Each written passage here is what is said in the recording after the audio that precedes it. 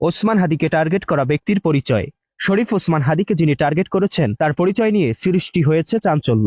একদিন দুদিন নয়, প্রেক্ষাপট দেখে কেউ কেউ ধারণা করছেন হাদিকে সেই ব্যক্তি অনেক দিন থেকেই নজরে রেখেছে, অত্যন্ত পরিকল্পিতভাবে টার্গেট করেছিল। যে ব্যক্তিকে নিয়ে সন্দেহের ডালপালা মেলেছে সে বেশ কিছুদিন থেকেই হাদির আশেপাশে ঘুরছে, তার নির্বাচনী প্রচারণায় অংশ নিয়েছেন।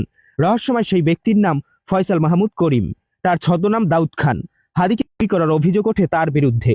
এই ব্যক্তি ছাত্রলীগের রাজনীতির সাথে জড়িত। আসাদুজ্জামান খান কামাল সহ আওয়ামী লীগের বড় বড় নেতাদের সাথেও তার ঘনিষ্ঠতা রয়েছে। 2025 সালের 12 ডিসেম্বর দিবাগত রাতে ফ্যাক্ট চেকিং প্রতিষ্ঠান দ্য ডিসেন্ট হাদিকে টার্গেট করার ঘটনায় জড়িত ফয়সাল করিম ওরফে দাউদ খানকে চিহ্নিত করার দাবি করেছে।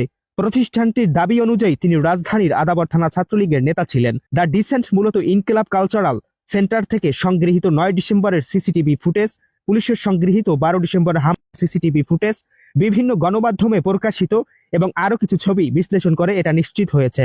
বিশ্লেষণে দেখা যাচ্ছে ওসমান হাদির পেছন থেকে টার্গেট করা ব্যক্তিটির চেহারার সাথে ফয়সাল করিম মাসুদ ওরফে দাউদ খান নামক ব্যক্তির চেহারা মিলে যাচ্ছে। বিশ্লেষণ করে গুলির ডান হাতে থাকা বিশেষ ডিজাইনের ঘড়িটি পরা অবস্থায় ফয়সাল করিমের ইনস্টাগ্রাম এবং ফেসবুক প্রোফাইলে একাধিক ছবি পাওয়া গেছে। এ থেকে নিশ্চিত হওয়া যায় নিজ হাতে করেছে ওসমান হাদিকে ফয়সাল করিম।